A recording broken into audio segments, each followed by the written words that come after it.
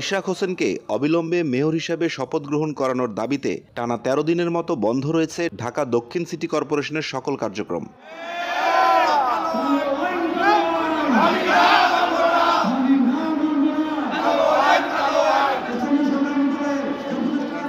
আজ সোমবার সকাল থেকেই সিটি কর্পোরেশনের বিভিন্ন বিভাগের কর্মচারী এবং তার সমর্থকরা নগর ভবনের সামনে বিক্ষোভ শুরু করেন।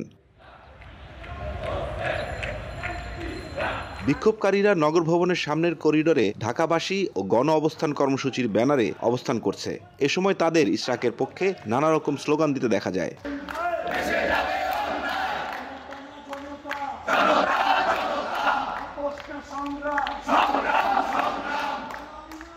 নগর ভবন ঢাকাবাসী ছাড়বে যেদিন জনতার মেয়র ইঞ্জিনিয়ার ইশরাক হোসেনকে তার শপথ পাঠ করিয়ে এই নগর ভবনের দায়িত্ব বুঝিয়ে দেওয়া হবে।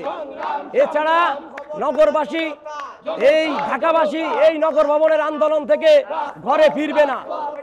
উনি স্থানীয় সরকার উপদেষ্টা, ওনার ক্ষমতার প্রয়োগ করে ওনার ক্ষমতা দেখিয়ে উনি আমাদের জনতার মেয়রকে তার দায়িত্ব বুঝিয়ে দিচ্ছে না। আমরা এটা মানি না, মানব না। যতক্ষণ পর্যন্ত ইশরাককে মেয়রের শপথ না পড়াবে ততক্ষণ পর্যন্ত আমরা এই আন্দোলন চালিয়ে যাব।